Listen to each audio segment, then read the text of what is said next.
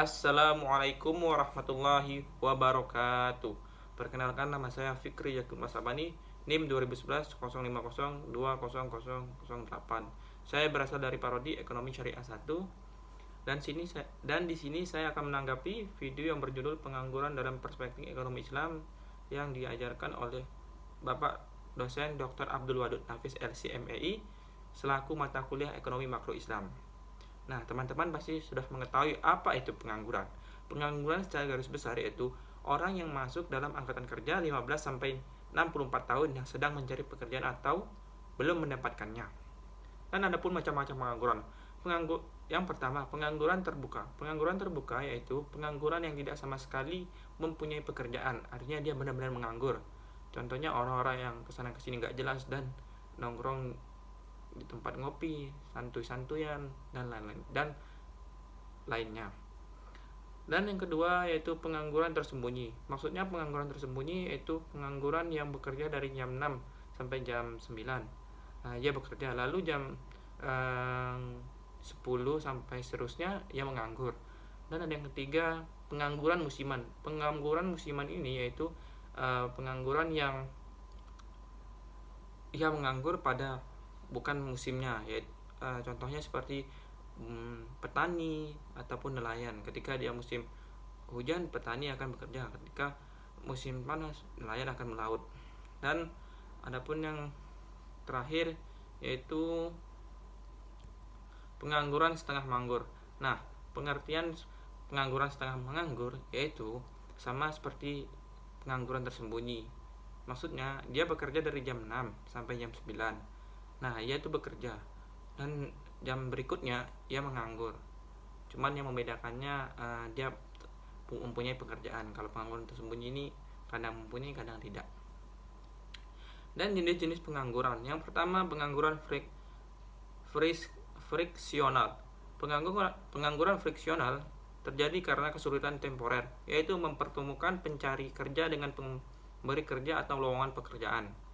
Dan adapun pengangguran siklikal. Pengangguran ini terjadi adanya gelombang konjuktur, yaitu adanya resesi atau kemunduran dalam kegiatan ekonomi. Dan yang ketiga, pengangguran struktural. Pengangguran struktural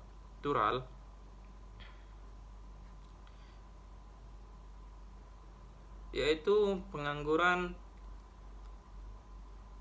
tidak sukarela yang disebabkan oleh ketidaksesuaian antara keterampilan yang dapat ditawarkan pekerja dalam perekonomian. Dan yang terakhir, pengangguran teknologi.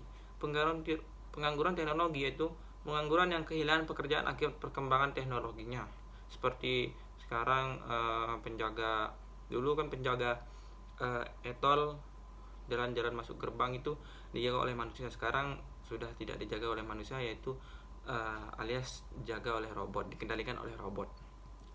Adapun dampak pengangguran, yang pertama menurunkan pendapat per kapita dan pertumbuhan ekonomi, yang kedua meningkatkan biaya sosial, dan yang ketiga menurunkan aktivitas perekonomian, yang keempat menurunkan penerimaan negara, yang kelima menurunkan tingkat keterampilan, yang keenam kegiatan distribusi kurang lancar, yang ketujuh terjadinya kemiskinan, yang ke-8 kurang gizi, yang ke-9 tidak kriminal meningkat, yang ke-10 produktivitas tenaga kerja rendah, dan yang ke-11 upah yang rendah. Dan ada penyebab pengangguran. Yang pertama, tidak sebanding penawaran dengan permintaan pekerja. 2, turunnya pengeluaran total dan output. 3, perubahan teknologi. 4, waktu yang dibutuhkan untuk mencari pekerjaan.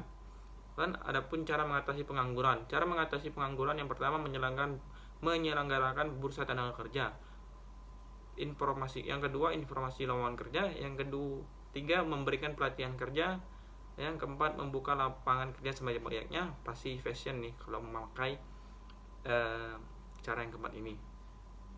Yang kelima, meningkatkan peredaran modal usaha. Yang keenam, meningkatkan jiwa kewirausahaan.